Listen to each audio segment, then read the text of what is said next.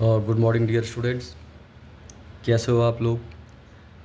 आज हम motion along straight line जो सेकंड चैप्टर है उसमें इक्वेशंस ऑफ मोशन का कैलकुलस मेथड से प्रूफ देखने वाले हैं। जो इक्वेशंस ऑफ मोशंस होते हैं डियर स्टूडेंट्स, हम डिस्कस कर रहे हैं चैप्टर मोशन इन 1D। इसमें फॉर कांस्टेंट एक्सेलरेशन, अगर एक्सेलरेशन क्या हो, कांस्टेंट हो, एक्सेलरेशन कांस्टेंट हो, तो डियर स्टूडेंट क्या क्या इक्वेशन पढ़ा आपने? v equals to u plus a t. दूसरा इक्वेशन क्या था? s is equal to u t plus half a t square. और थर्ड क्या पढ़ा? v square is equal to u square plus twice a x. Dear student, ये three equations of motion you have already studied. और इसमें acceleration constant होता है और इसका कैसा प्रूफ हम देखना चाहते हैं? कैलकुलस मेथड से प्रूफ इसका हम देखेंगे। कैलकुलस मेथड का मतलब जिसमें आपको डिफरेंशिएशन इंटीग्रेशन दोनों अप्लाई करना होता है। अच्छा, तो चलिए इसको एक बार समझते हैं कि यहाँ पे मोशन पूरी तरह से किधर हो रही है? एक्स एक्सिस के अलॉन्ग हो रही है कि नहीं? और हमने माना जिस समय टाइम 0 था तो पार्टिकल ओरिजिन पे था, तो ओरिजिन पे था तो x की जो कैलकुलेशन है वो तो ओरिजिन के रेस्पेक्ट में है।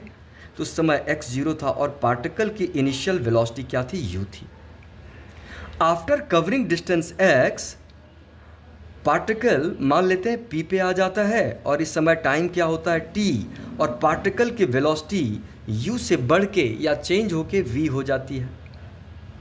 ठीक है, तो ये सारी बातें हैं और इस पूरे एक्सप्रेशन में एक्सेलरेशन क्या है? कांस्टेंट है। तो इस पर्टिकुलर सिचुएशन में हम देखेंगे कि जो वेलोसिटी है वो क्या है? टाइम का फंक्शन है, क्योंकि जैसे जैसे टाइम बीत रहा वेलोसिटी क्या हो रही है? चेंज होती जा रही है। और साथ साथ वेलोसिटी यहाँ पे x का भी फंक्शन है, क्योंकि जैसे जैसे पार्टिकल डिस्टेंस कवर कर रहा पार्टिकल की वेलोसिटी क्या हो रही है? चेंज हो रही है। एक्सेलरेटेड मोशन है तो वेलोसिटी तो चेंज होगी ही डियर स्टूडेंट। और जो डिस्टेंस कवर्ड x है, जो पोजीशन है पार्टिकल का, वो किसका फंक्शन है?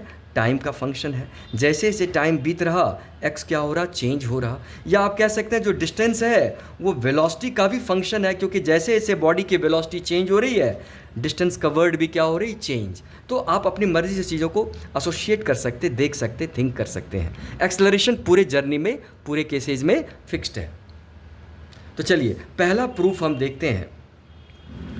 फर्स्ट प्रूफ हम देखने वाले हैं v equals to u plus a t. तो इसके लिए ज़रा आप समझिए वेलोसिटी किसका फंक्शन है? टाइम का फंक्शन है। और ये इस तरह से एक्सप्रेशन है यहाँ पे कि जब टाइम 0 था तो पार्टिकल की वेलोसिटी u थी और t टाइम पे पार्टिकल की वेलोसिटी बढ़ के क्या हो गई? v हो गई। अच्छा डियर स्टूडेंट, इन प्रूफ्स के लिए हमारे पास दो ही स्टार्टिंग्स है। या तो v को dx बाई dt लिख सकते हैं, या a को क्या लिख सकते हैं? dv by dt। This is called instantaneous velocity, that is velocity at time t which is equal to rate of change of distance with respect to time.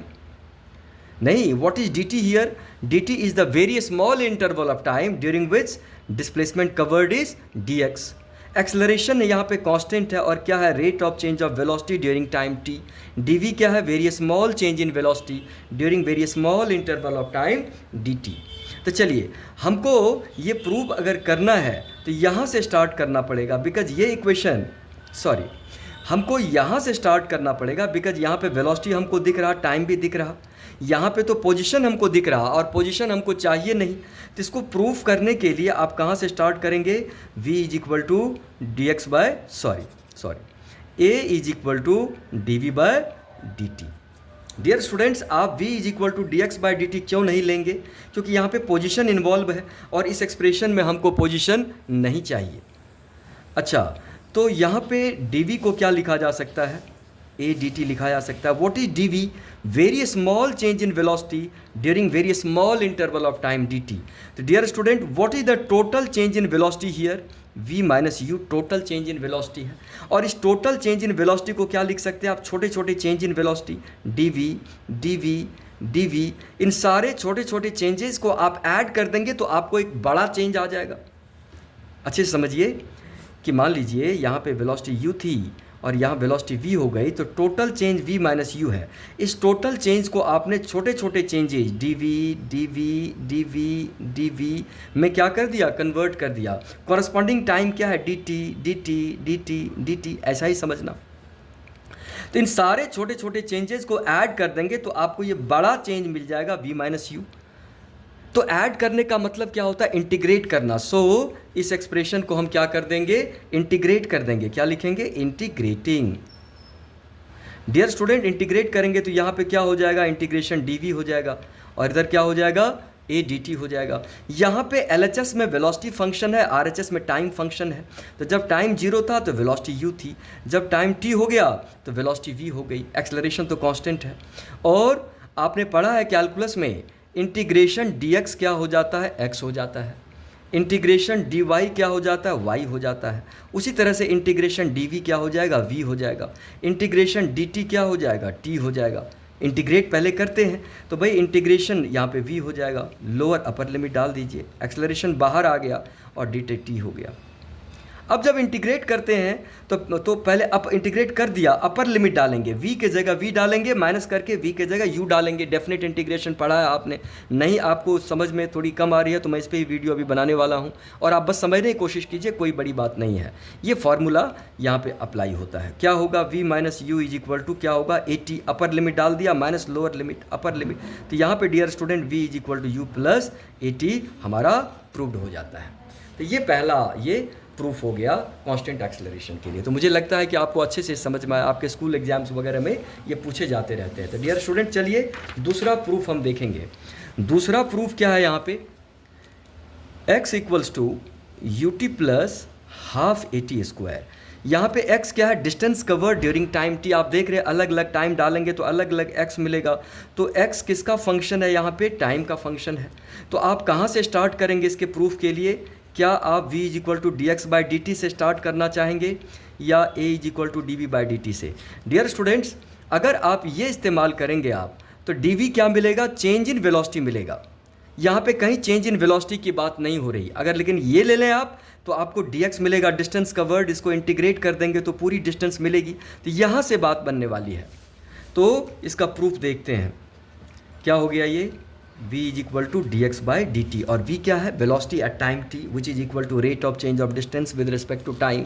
और हमने ऑलरेडी प्रूव किया हुआ है, v को क्या प्रूव किया हुआ है, u प्लस ए टी, क्योंकि वेलोसिटी वेरिएबल है, अलग अलग टाइम पे वेलोसिटी अलग अलग है। तो क्या हो जाएगा, dx यहाँ पे v dt हो जाएगा। और v dt को कैसे लिखेंगे आप, u प्लस ए टी, और फिर यहाँ dt लगा देंगे। अब आप ध्यान दीजिए यहाँ पे कि जब टाइम 0 था तो x 0 था, t टाइम के बाद x है, मतलब particle total x distance cover किया है, टोटल टाइम क्या है यहाँ t। तो इस पूरे डिस्प्लेसमेंट x को आप चाहेंगे तो छोटे छोटे एलिमेंटल डिस्टेंस में क्या कर सकते हैं, आप ब्रेक कर सकते हैं। ऐसा समझ सकते हैं कि पूरी डिस्प्लेसमेंट बहुत छोटी छोटी डिस्प्लेसमेंट से बनी है। तो अगर इन सारे छोटी छोटी डिस्टेंसेज को हम ऐड कर दें तो हमको पूरी डिस्टेंस मिल जाएगी। ऐड करना मतलब इंटीग्रेट करना। तो हम दोनों साइड क्या कर देंगे डियर स्टूडेंट्स, इंटीग्रेट कर देंगे, integrating both side, integrating both side. चलिए इंटीग्रेट करते हैं। यहाँ पे होगा dx और इधर u plus a T D T. अब आप फिर से देखिए, RHS में टाइम फंक्शन है क्योंकि a कांस्टेंट है, u इनिशियल वेलोसिटी है, टाइम का इनिशियल वैल्यू 0 है। जिस समय टाइम 0 था तो यहाँ डिस्प्लेसमेंट फंक्शन है तो x भी क्या था, 0। जब टाइम t हो गया तो पार्टिकल की पोजीशन क्या हो गई, x। ऐसे ही तो सेट करते हैं आप लिमिट को। अब आप इंटीग्रेट करते हैं, इंटीग्रेशन dx अभी आपने पढ़ा x हो जाएगा, ये लोअर लिमिट अपर लिमिट। अब आप इसको कैसे इंटीग्रेट करेंगे, तो अलग अलग इंटीग्रेट कर देंगे। पहले u को इंटीग्रेट कर देंगे t के रेस्पेक्ट में, फिर हम at को इंटीग्रेट कर देंगे t के रेस्पेक्ट में, और ब्रैकेट लेकर के लोअर लिमिट अपर लिमिट लगा देंगे। तो क्या होगा, अपर लिमिट यहाँ डालेंगे x माइनस लोअर लिमिट। यहाँ पे क्या होगा डियर स्टूडेंट, u तो कांस्टेंट है, बाहर आ जाएगा, और dt का क्या हो जाएगा, t। यहाँ एक्सेलरेशन कांस्टेंट है, ये भी बाहर आ जाएगा, और t को इंटीग्रेट करना। डियर स्टूडेंट्स, ये कैसा एक्सप्रेशन बना, t dt। मैंने स्टेप को थोड़ा बढ़ा दिया जिससे आपको समझ में आए। अब आपने डिफरेंशिएशन में और इंटीग्रेशन जब आपने स्टडी किया तो वहाँ पे था इंटीग्रेशन में x की पावर n का इंटीग्रेशन क्या होता है, x की power n plus 1 upon n plus 1। मतलब x की पावर n का इंटीग्रेशन x के रेस्पेक्ट में ये होता है। तो यहाँ पे t की पावर 1 का इंटीग्रेशन t के रेस्पेक्ट में। तो तो क्या हो जाएगा ये you t plus a T की पावर 1+1 अपॉन 1+1, ये समझ पा रहे हैं आप। फिर लोअर लिमिट अपर लिमिट डाल देंगे, तो फाइनली ये क्या बन गया, u t plus half a t square, lower limit upper limit. Dear student ये x हो गया। अब आप पूरे एक्सप्रेशन में अपर लिमिट t डालेंगे, फिर माइनस करके लोअर लिमिट डालेंगे, तो क्या होगा, अपर लिमिट डालने से you t plus half a t square, और लोअर लिमिट डालेंगे तो 0 हो जाएगा। तो क्या प्रूव्ड हो गया, x is equal to u t plus half a t square, ये प्रूव्ड हो गया, ये इक्वेशन ऑफ मोशन। चलिए बहुत अच्छी बात है, सेकंड इक्वेशन आपको समझ में आया।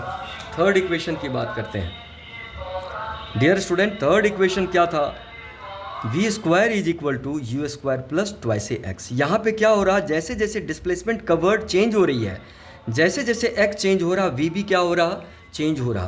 तो यहाँ पे v किसका फंक्शन है, x का फंक्शन है, यहाँ पे टाइम इन्वॉल्व नहीं है।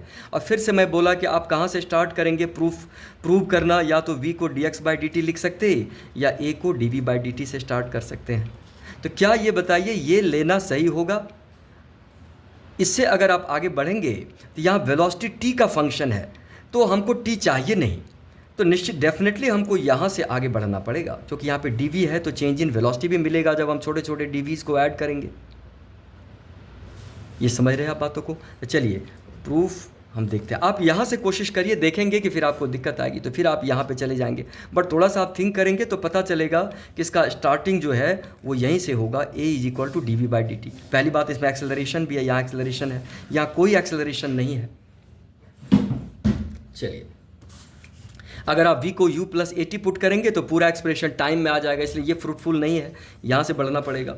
अब यहाँ पे भी टाइम है, क्योंकि acceleration rate of change of velocity with respect to time होता है, हमको टाइम नहीं चाहिए। तो यहाँ पे थोड़ा सा रीअरेंजमेंट करेंगे। यहाँ देखिए कि अगर हम ऐसा सोचें कि अगर वेलोसिटी t पे डिपेंडेंट है तो इसको दो स्टेप में सोचिए, v x पे डिपेंडेंट है और x t पे डिपेंडेंट है, ऐसा कह सकते। बिकॉज जो इक्वेशंस ऑफ मोशन हमारे पास है उसमें v भी वेरिएबल है, x भी वेरिएबल है, t भी वेरिएबल है, किसी को किसी के साथ एसोसिएट किया जा सकता है। तो यहाँ पे एक वर्क करता है चेन रूल, मतलब अगर आप v को t के रिस्पेक्ट में डिफ्रेंशिएट करना चाहते हैं तो इसको आप इस तरह से थिंक कर सकते, v को पहले x के रिस्पेक्ट में डिफ्रेंशिएट कर दीजिए, फिर x को t के रिस्पेक्ट में और इसको मल्टीप्लाई कर दीजिए। इससे क्या होगा देखिए, dx कट करके फाइनली dv बाई dt आ जाएगा। अगर ऐसा आप अप्लाई कर पाते हैं तो dx by dt finally v हो जाती है और यहाँ से t हट जाता है।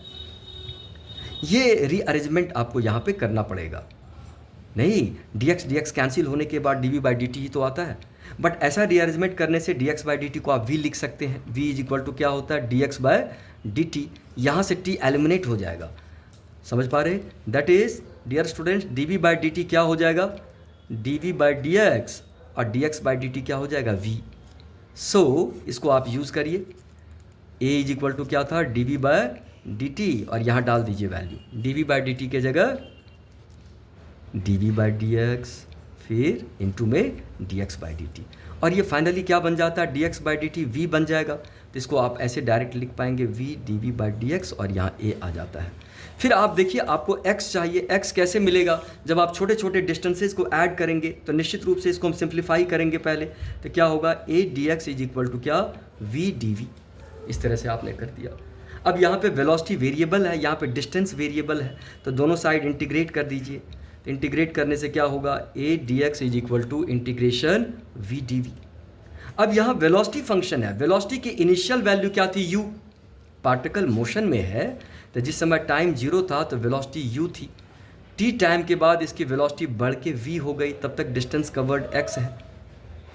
तो वेलोसिटी की इनिशियल वैल्यू u है, तो उस समय डिस्प्लेसमेंट क्या थी, 0, तो जब v के जगह u पुट करेंगे तो x के जगह 0 हो जाएगा। ये डिस्प्लेसमेंट फंक्शन, ये वेलोसिटी फंक्शन।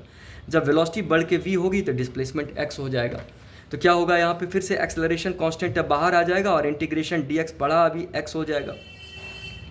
अब v को v के रेस्पेक्ट में इंटीग्रेट कर रहे हैं तो क्या होगा, v की पावर 1+1 अपॉन 1+1, अभी आपने फॉर्मूला पढ़ा ना, x की पावर n का इंटीग्रेशन x के रेस्पेक्ट में क्या होता है, x की पावर n+1 अपॉन n+1, ये एक फार्मूला है। तो वैसा ही फार्मूला आपने v को v के रेस्पेक्ट में इंटीग्रेट करने के लिए लगा दिया। तो क्या होगा बताइए, a upper limit minus lower limit, यहाँ पे v स्क्वायर बाय 2 आ जाएगा, और lower limit u upper limit v, तब आप डाल दीजिए इसमें क्या होगा, a x is equal to 1/2 तो बाहर आ जाएगा, v square minus u square, और इसको सॉल्व करेंगे तो क्या होगा, 2ax is equal to v square minus u square, और अल्टीमेटली वी स्क्वायर क्या होगा, u square plus twice x. इसका प्रूफ हो गया। तो ये आपके स्कूल एग्जाम्स में आता भी रहता है, तो आपको मुझे लगता है बिल्कुल समझ में आई है चीज़ें। और मैं कैलकुलस का भी एक वीडियो बनाने वाला हूँ, घबराइए मत, ठीक है, इसको प्रैक्टिस कीजिएगा। Thanks a lot dear students.